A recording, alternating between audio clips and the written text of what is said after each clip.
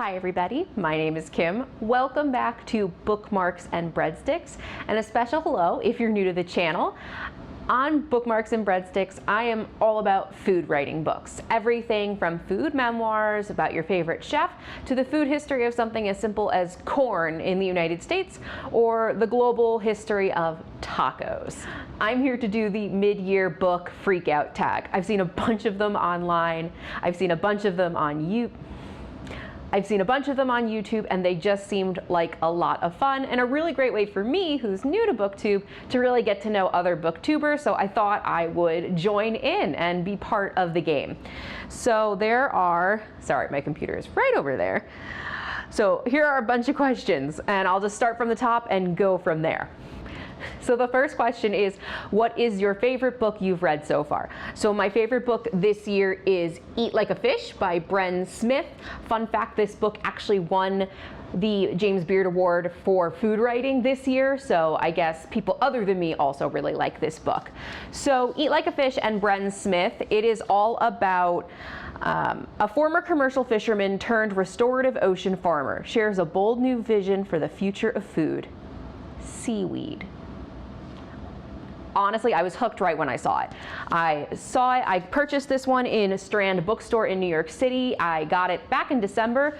I loved it. He's such a fun, unique voice. He curses like a pirate. He's an old sailorman. There's a warning right up front, but it's a lot of fun. Favorite book so far, by and large. So, second question is, what is the best sequel you've read so far this year? Food writing, unfortunately, doesn't have a lot of sequels, but I do have a favorite young adult author, and last year I read Darius the Great Is Not Okay. As a Persian American, I fell in love with that book. I'm so in love with it. I pre-ordered that the minute I found out the sequel was coming. I pre-ordered it.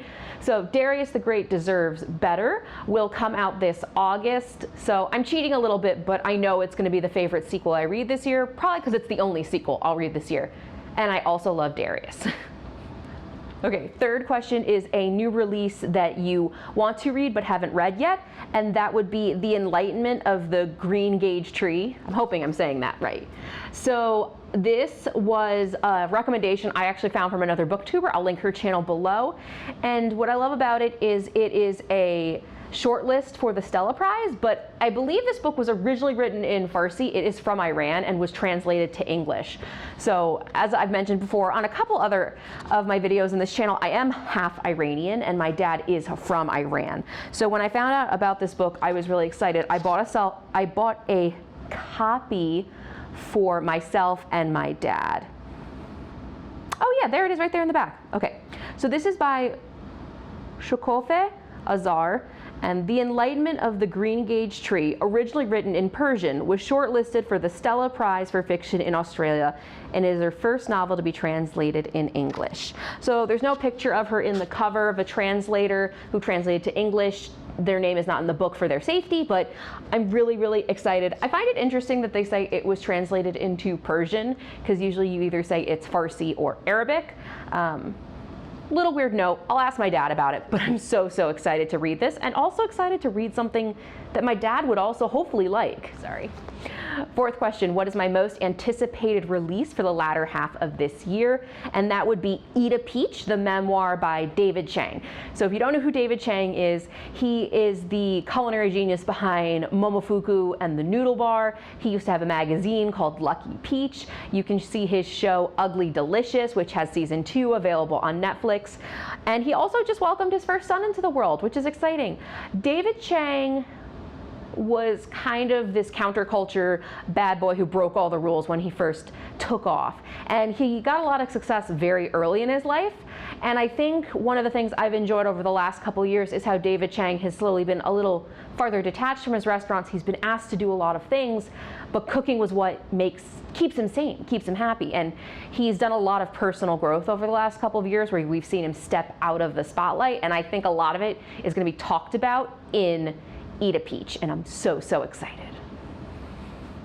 Okay, biggest disappointment of the year unfortunately has to go to Planet Taco, a global history of Mexican food. I actually will be doing a full review on this. It comes out in like 2 weeks. I'm trying to schedule a review a week, so I will put a little card that links to it in the future. But this book is my first 1 out of 5 for the year. It's just so, I won't go into too much detail, but it's so academic. It's such a missed opportunity, because this journey should have color and pictures and show us and make us excited about the journey, and instead it reads like an academic paper, which I get. Their author is a professor in Mexican studies. Let me make sure I said that right. He's a professor of history at the University of Toronto, but a lot of his books, Food and the Making of the Mexican Identity, The Sausage Rebellion, Public Health, etc., it all focuses around Mexico and a lot of the cuisine down there. So a little bit of a womp womp on this one. So biggest surprise, sorry, I'm continuing to keep my computer on in the corner. So biggest surprise of the year would have to be The Authenticity Project by Claire Pooley. Hopefully I said that right. I was a little late to the game on this one. It's also not a food writing book. Shocker, and it's fiction. But the main protagonist does own a coffee shop, and I felt like that was a little bit of my way in. Not that I need an excuse to read something that isn't food writing. It's totally fine to read fiction, but somehow I feel like every character, or at least protagonist I'm looking for, needs to be involved with food. The Authenticity Project was such a nice read. It was fun to get through, and I'm really actually excited to bring it to my sister in the next couple of weeks when I see her for my bachelorette party. Because yes, I am getting married, and yes, my bachelorette party apparently does involve books. See, people know me really well. Really highly recommend this read. Contemporary fiction, there is a romance element to it, but it's a lot of personal growth and really makes each character in the ensemble cast question their authenticity, thus the title.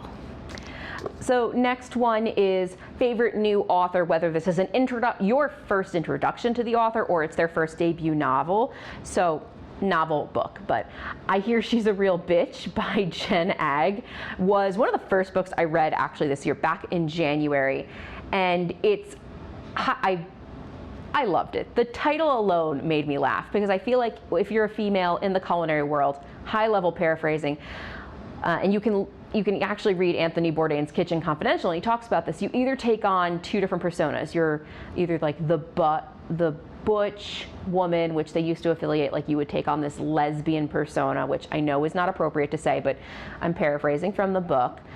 And then there's the other persona of you just become a hard ass and a real bitch. And I think this is the reputation that Jen develops for herself unintentionally. So I found the book fun. There's a lot in here. It's about, So one of the first things, besides the title, that caught my eye was that this book has a quote on the front from Anthony Bourdain, may he rest in peace, and it says, "Whatever Jen Agg says is worth listening to." I love Anthony Bourdain. He's such a smart ass. So if he's going to endorse someone, I immediately was like, yes, sir. I will read this book, sir. And I loved it. It's a sharp and candid memoir from a rising talent in the restaurant world. She's based in Toronto, and she's the restaurateur behind The Black Hoof, Cocktail Bar, Rum Corner, Agricole, and Grey Gardens. And what I love about it, and you probably can't see it too well, but I love that there's like official text and then someone's going in and just writing OMG, and that's kind of her personality. Anytime she got press, they were like, "Are you giving me press because I'm just a woman?" It's really, really fun, and I really, really recommend it. So favorite crush and fictional character.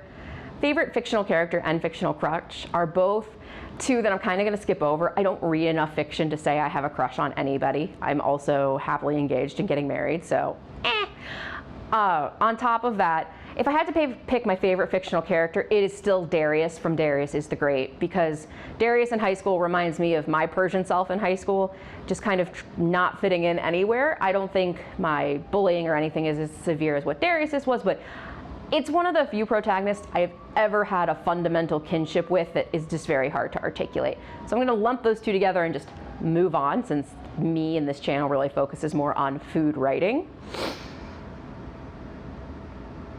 Okay, 3 last questions. What is a book that made you super happy? And that would be Born Round by Frank Bruni. This is a memoir of a New York food critic. And the story I related to as like a former fat kid, someone who's always struggles with her weight. But what made me happy about the book was that this is a book my younger sister read when she was in high school. And she is not an avid reader. Out of me and my two other sisters, she is the least likely to pick up a book unless it's YA fantasy. Nothing wrong with that. But if I've read 36 books this year, she's maybe read 36 books in the past decade. But this was a book that she really loved. So for me to pick it up, read it, also enjoy it, it was nice to have something to talk about that's more in my realm. And this book actually inspired her to become a dietitian, which right now she is a dietitian technician. There's a specific role that she does. But it was really cool to kind of get a peek into the way my little sister's brain works. Side note, my fiance is standing over there waiting for me to finish this. He's so nice. 2 last questions. A book that made you cry, We Fed an Island by Jose Andres. This is about the best-selling true story of how a group of chefs fed hundreds and thousands of hungry Americans after Hurricane Maria and touched the hearts of many more. This guy is just a rock star. Whenever there's a natural crisis and people need to eat, Jose Andres just shows up. He has helped out in the COVID pandemic. He's helped out in more than one of these hurricane reliefs, and he's the founder and chairman of the World Central Kitchen. It's the NGO behind Chefs for Puerto Rico. He also is the co-founder of Think Food Group. This guy is just amazing. It's another book also that Anthony Bourdain, before he passed away, endorsed. He loved Jose Andres. I really recommend this. It's been a couple years since the hurricane, and it's really important that, not that we idolize just what Jose Andres did, but the humanitarian efforts that took place to feed these people are things that we should still be doing now. We should still be helping our neighbors, our friends, and our family, or even complete strangers. And the final question is the most interesting or beautiful book cover that you've purchased this year. I actually really love Milk by Mark Kurlansky. I am a sucker for a really simple book cover, especially in the food world. I don't need maps. I don't need a lot. It's just a nice old school, oh, that's reflecting on the light, sorry. It's just a really beautiful cover of the old school milk bottle, and I'm super excited. I lied. I have one more question I'm supposed to answer. What books do you have to read by the end of the year? There are far too many. I might actually do an entire video of just what's on my to-be-read bookshelves. I most likely will break up my to-be-read lists in seasons, so we're in summer already. I already have about 30 books, you can only see some of them, on this to-be-read shelf, and I want to read all of them. I'm someone who doesn't like to carry books over into the new year. I always end up doing it anyway. It's okay. But there's just so many. I don't want to pick just one. But Darius the Great, the sequel to Darius the Great is not okay, which is Darius the Great Deserves Better, and Lucky Pete, Eat a Peach by David Chang are going to be 2 books I have to finish this year, once they come out, once I actually get them. So that's the end of the mid-year book Freakout tag. It was actually quite fun, and it was nice to have a pile of books to kind of show you guys since I'm pretty new to this space. Let me know in the comments below if anything stuck out to you, and I hope I see you in the next video. Bye.